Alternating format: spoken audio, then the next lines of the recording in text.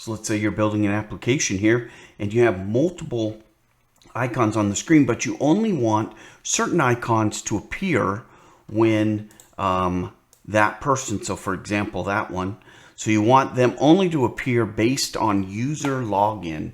So how do you do that? It's really not that tough. So let's go ahead and take a look at it. Stay tuned. We're going to jump right to it.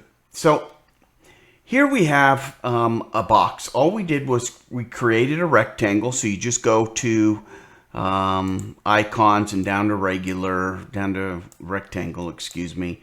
Add the icon in the box in there. And there it is right there. And all I did was I changed the color and the lines to match the background here.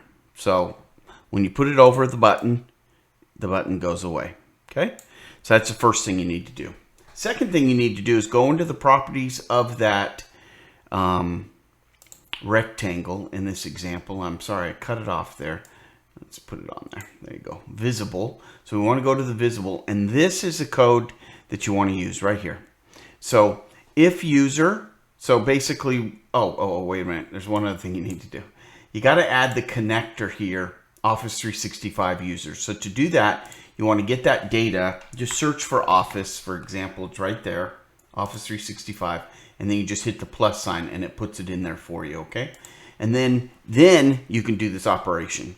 So here you can say, hey, if the user, right, .email, and there's multiple things. You could put full name, there's other things available. Let me see here. We'll do this one here real quick, just so you can see visible. Let's just say this. This one happens to be true, but I guess it really doesn't need to be visible. So we'll go there. So here we can say user dot.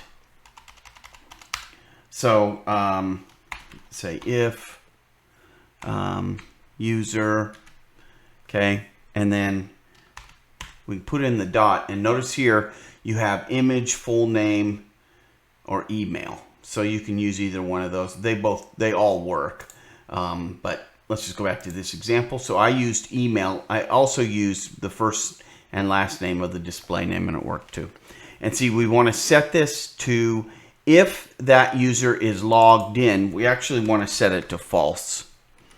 Okay, so if this user is logged in, meaning that this user is the administrator, for example, who can view this particular icon, when they're logged in, make that icon appear. When they're not logged in, so somebody else logged in, I'm not going to log out, you want to make that true. Whoops. All right. So when they are logged in, it's false, meaning that you can see the content below. When they're not logged on, it's true, and you can't. And then if you notice here, I can't select, I can't see it, nothing works for me, right? Because everything is hidden back behind this icon. So it's as easy as that, hiding icons based on users and how they actually use the application that you're building.